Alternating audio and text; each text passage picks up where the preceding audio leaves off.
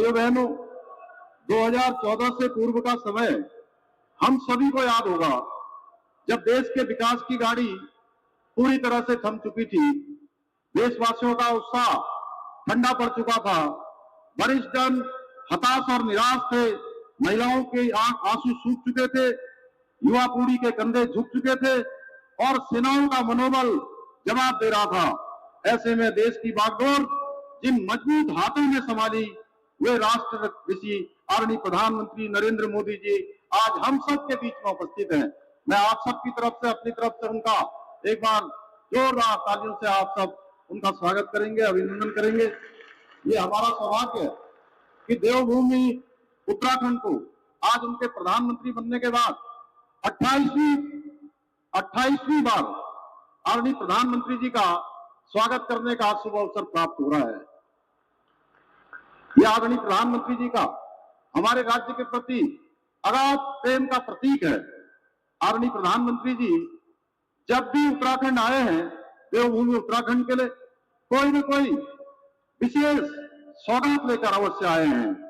चाहे बाबा केदार की पुण्य धरा से 21वीं सदी का तीसरा दशक उत्तराखंड का दशक होगा कहकर हमारा उत्साह बढ़ाना हो, या जिसको भारत का अंतिम गांव कहा जाता था, सीमांत गांव माणा में आकर उसे देश का प्रथम गांव घोषित करना हो, या इन्वेस्टर समिट के उद्घाटन के अवसर पर बैरिंग उत्तराखंड का संदेश देना हो, या महादेव के पवित्र तीर्थ आदि कैलाश के दर्शन कर इस तीर्थ की सुंदरता को विश्व पटल पर रखना हो, राष्ट्रीय खेलों के उद्घाटन समारोह में पधारकर पूरे देश के समक्ष देवभूमि को खेल भूमि के रूप में नई पहचान दिलाना हो, या हरसिल मुखवा की धरती से शीतकालीन पर्यटन को बढ़ावा देने का आह्वान करना हो, या फिर राज्य के रजत जयंती वर्ष के अवसर पर अगले 25 वर्षों के लिए राज्य को एक नया विजन देना हो।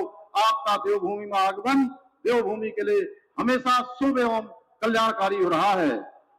और आज जब आप पुनः उत्तराखंड आए हैं तो 12,000 करोड़ रुपए की लागत से बने एशिया के सबसे लंबे एलिवेटेड वाइल्ड लाइफ कॉरिडोर की सौगात लेकर आए हैं। इसके लिए उत्तराखंड के सभी प्रदेशवासियों की ओर से मैं आपका हृदय तल से आपका धन्यवाद करता हूं। आदरणीय प्रधानमंत्री जी, आज आपके नेतृत्व एवं मार्गदर्शन में उत्तराखंड देश का श्रेष्ठ राज्य बनने के अपने विकल्प वही संकल्प को पूरा करने के लिए विकास भी और विरासत भी की अवधारणा के अनुरूप प्रत्येक क्षेत्र में काम कर रहा है। और मैं आपको पूरा विश्वास दिलाता हूं कि हम आपके नेतृत्व में आपने इस लक्ष्य को प्राप्त करने में अवश्य सफल रहेंगे। साथ ही 2022 के विधानसभा चुनाव की भांति 2027 के चुनाव में भी देवभूमि उत्तराखंड में भारतीय जनता पार्टी की राष्ट्रवादी विचारधारा वाली सरकार बनाने में सफल होंगे। समय की बाध्यता के कारण अधिक न कहते हुए कविता की इन पंक्तियों के साथ आदरणीय प्रधानमंत्री जी का पुनः धन्यवाद करते हुए मैं अपनी बात समाप्त करता हूं। अब रफ्ता नहीं, पूरी रफ्तार के साथ आगे बढ़ रहा है भारत।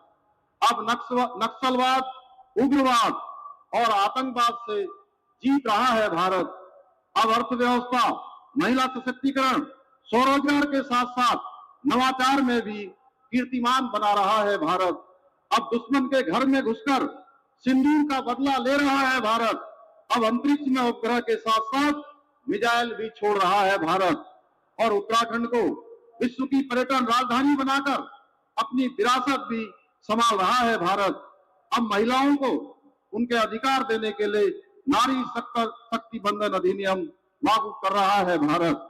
और अब बिहार के बाद बंगाल में भी गुंडा राज खत्म करने के लिए तैयार है। मोदी जी के नेतृत्व में नया भारत, मोदी जी के नेतृत्व में नया भारत। बहुत बहुत धन्यवाद।